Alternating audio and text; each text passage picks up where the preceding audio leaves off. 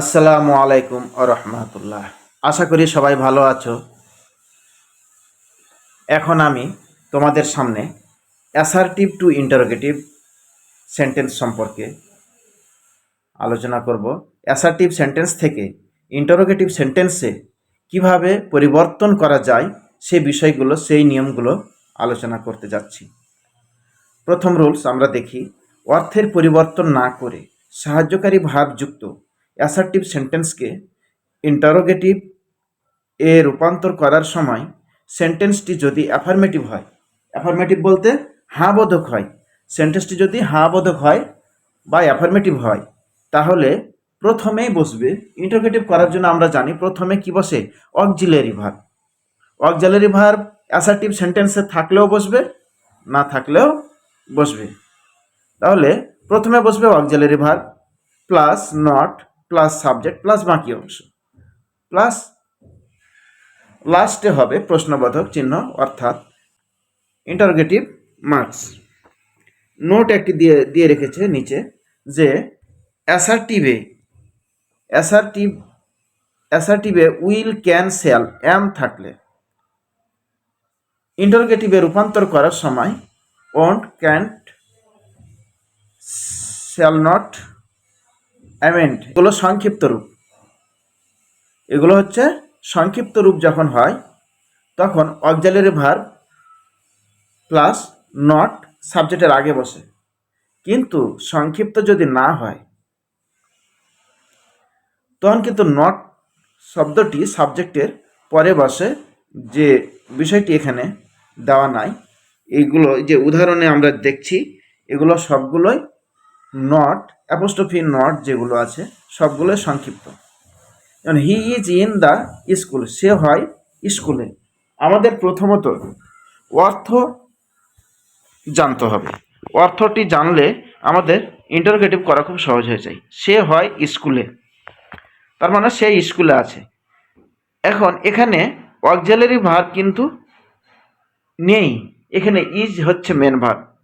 এরকম যদি am, is, are, was, were এগুলো মেন ভার্ব হিসেবে আসে, অ্যাসার্টিভ থেকে ইন্টারোগেটিভ করার সময় সেই মেন ভার্বগুলোই সাবজেক্টের আগে বসাতে হবে নট সহ, এবং সেগুলোই অক্সিলারি ভার্বের মতোই কাজ করে। ইন্টারোগেটিভ দেখো, হি ইজ ইন দ্য স্কুল, তাহলে ইজ চলে যাবে হি এর আগে, ইজ সাথে কি যোগ হবে, নট, ইজেন্ট। এটাকে বলি আমরা ইজেন্ট বা ইজ নট, ইজেন্ট বা is not.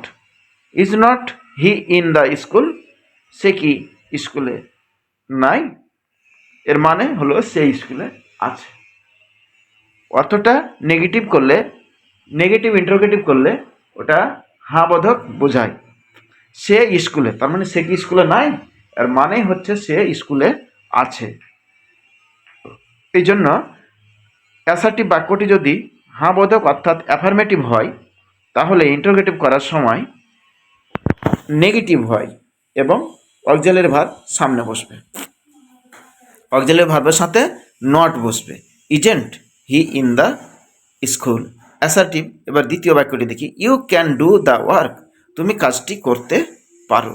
You can do the work, interrogative. তাহলে ক্যান হচ্ছে এখানে অক্সিলারি ভার্ব, ক্যান চলে যাবে ইউ এর আগে। হ্যাঁ, তার সাথে ক্যানের সাথে কি যাবে, নট যোগ করতে হবে। Not, n apostrophe t, not, এর নট যোগ করতে হবে। তাহলে can not you do the work, can not you do the work. হ্যাঁ হ্যাঁ, সঠিক উচ্চারণে একসাথে উচ্চারণ করতে হলে হবে can't, can't you do the work, তুমি কি কাজটি করতে পারো না। Can't you do the work, তুমি কি কাজটি করতে পারো না। এবার নিয়ম হচ্ছে 2 নম্বর নিয়মে চলে আসলাম। 1 নম্বর নিয়মে যে কয়টা নিয়ম দেওয়া হয়েছে শুধু এগুলো না, আরও আছে সেগুলো, যেগুলো বললাম, যেমন ওয়াজ আছে, ওয়ার আছে, হ্যাঁ, ওয়াজ, ওয়ার এগুলো মেন ভার্ব হিসেবে বসে। অক্সিলারি ভার্ব হিসেবে বসলেও সে একই নিয়ম থাকবে। এখানে যদি প্রেজেন্ট কন্টিনিউয়াস বা পাস্ট কন্টিনিউয়াস হতো তাও সে অক্সিলারি ভার্ব প্লাস নট সামনে চলে যেত। এরপরে দ্বিতীয় নিয়ম হচ্ছে, অক্সিলারি ভার্বযুক্ত নেগেটিভ অর্থবোধক অ্যাসার্টিভ সেন্টেন্সকে ইন্টারোগেটিভে রূপান্তর করার সময় নেগেটিভে উঠে যায়। এর মানে হচ্ছে কি, অক্সিলারি ভার্ব যুক্ত নেগেটিভ অর্থবোধক অ্যাসার্টিভ সেন্টেন্সকে, মানে যে অ্যাসার্টিভ সেন্টেন্সের নট আছে অর্থাৎ নেগেটিভ হয়েছে, হ্যাঁ, সেইগুলোকে ইন্টারোগেটিভে রূপান্তর করার সময় নেগেটিভ উঠে যায়, তার মানে নেগেটিভের নট উঠে যায়। আমরা একটি কথায় খেয়াল রাখবো, অ্যাসার্টিভ সেন্টেন্সে যদি নট না থাকে, ইন্টারোগেটিভ করার সময় নট অক্সিলারি ভার্বের সাথে বসিয়ে দেবো। আর যদি নট থাকে তাহলে ইন্টারোগেটিভ করার সময় নট উঠে যাবে, শুধু অক্সিলারি ভার্ব সাবজেক্টের আগে যাবে। যেমন he is not in the school, তাহলে এখানে নট উঠে যাবে, শুধু ইজটা সামনে যাবে। Is he in the school, সে কি স্কুলে, এর মানে হচ্ছে সে স্কুলে নেই। অ্যাসার্টিভ আরেকটি বাক্য, assertive sentence, I shall not go to Dhaka tomorrow, আগামীকাল আমি ঢাকা যাব না। আগামীকাল আমি ঢাকা যাব না, এখানে নট আছে, তাহলে নট থাকলে কি, নট উঠে যাবে, শ্যাল সামনে চলে যাবে। Shall I go to Dhaka tomorrow. এইভাবে যদি অ্যাসার্টিভ বাক্যে যদি নট থাকে, ইন্টারোগেটিভ করার সময় নট উঠে যাবে, এবং অ্যাসার্টিভ বাক্যে যদি নট না থাকে তাহলে ইন্টারোগেটিভ করার সময় নট বসে যাবে এবং অক্সিলারি ভার্ব সাবজেক্টের আগে বসবে অবশ্যই। এবার রুলস নম্বর 3, অক্সিলারি ভার্ববিহীন অ্যাসার্টিভ সেন্টেন্স ইন্টারোগেটিভে রূপান্তর করার সময়। অক্সিলারি ভার্ববিহীন অ্যাসার্টিভ সেন্টেন্স ইন্টারোগেটিভে রূপান্তর করার সময় সাবজেক্ট ও টেন্স অনুযায়ী do not, does not, did not বসে। এই যে একটু আগে যে বলছিলাম যে অক্সিলারি ভার্ব থাক, অ্যাসার্টিভে থাক বা নাই থাক, ইন্টারোগেটিভ করার সময় অবশ্যই অক্সিলারি ভার্ব নিতে হবে। এই যে এখানে সেই নিয়মটি এখানে বলছে যে অক্সিলারি ভার্ববিহীন, মানে অক্সিলারি ভার্ব যদি না থাকে, অ্যাসার্টিভ সেন্টেন্সে অক্সিলারি ভার্ব যদি না থাকে, তাহলে ইন্টারোগেটিভ করার সময় অক্সিলারি ভার্ব হিসেবে do not, does not, did not এগুলো নিতে হবে টেন্স অনুসারে। হ্যাঁ, তারপরে বসবে সাবজেক্ট, তারপরে ভার্বের 1 নম্বর ফর্ম, তারপরে পরের অংশ অ্যাসার্টিভ। আচ্ছা, তারপরে আমরা উদাহরণ দেখি। Assertive, he played good football, he played good football, এর অর্থ হবে পাস্ট ইনডিফিনিট টেন্সের মতো, সে ভালো ফুটবল খেলতো। এই বাক্যটি পাস্ট ইনডিফিনিট। পাস্ট ইনডিফিনিটকে ইন্টারোগেটিভ বা নেগেটিভ করলে অবশ্যই ডিড কথাটি আসবে। পাস্ট ইনডিফিনিটকে যেহেতু আমি ইন্টারোগেটিভ করব, তার সাথে কি করব, নট বসাবো, কারণ অ্যাসার্টিভ বাক্যে এখানে নট নেই। অ্যাসার্টিভ বাক্যে নট না থাকার কারণে আমাকে নট নিতে হবে, প্লাস সাহায্যকারী ভার্ব হিসেবে আমাকে ডিড নিতে হবে। ওই যে ওপরে বলছে যে ডিড নট, হ্যাঁ, তাহলে ইন্টারোগেটিভ করার সময় আমাকে হি প্লেড গুড ফুটবল, এই বাক্যে ডিড নট বা ডাজ নট, ডু নট বা কোনো অক্সিলারি ভার্ব নেই, শুধু মেন ভার্ব আছে প্লেড। ভার্ব টু, এই ভার্ব টু থাকার কারণে নেগেটিভ ইন্টারোগেটিভ করার জন্য ডিড নট নিতে হবে সামনে। তাহলে did not he play good football, এবং প্লেড শব্দটি প্লে হয়ে যাবে, প্লেড শব্দটি প্লে হয়ে যাবে, অর্থাৎ ভার্ব টু হয়ে যাবে ভার্ব ওয়ান। সাবজেক্টের আগে ডিড নট বসবে এবং ভার্ব টু হয়ে যাবে ভার্ব ওয়ান। সাবজেক্টের আগে ডিড নট বসবে এবং ভার্ব টু হয়ে যাবে ভার্ব ওয়ান। এরপরে অ্যাসার্টিভ সেন্টেন্স, নিচের বাক্য, পরবর্তী বাক্য, C likes ice cream, C likes ice cream. Interrogative করার সময় দেখি আমরা যে এখানে সি এর পরে কি আছে, লাইকস, প্রেজেন্ট ইনডিফিনিট, অর্থাৎ ভার্ব ওয়ান। ভার্ব ওয়ান থাকলে সাবজেক্টের আগে আমরা ডাজ নট নেব।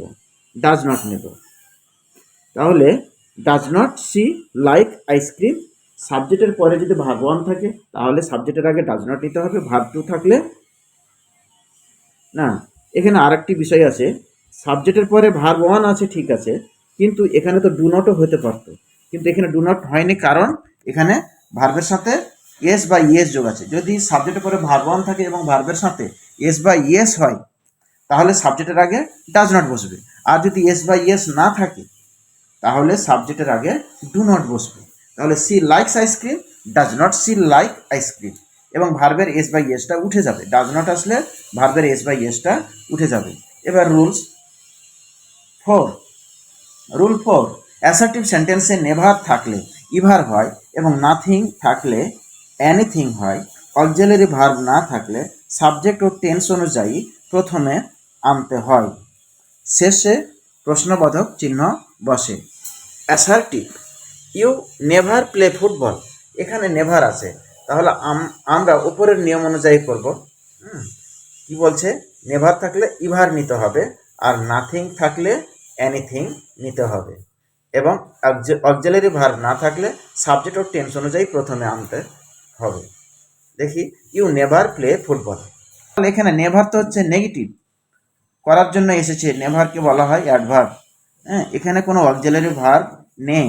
প্লে হচ্ছে তোমার ভার্ব অন।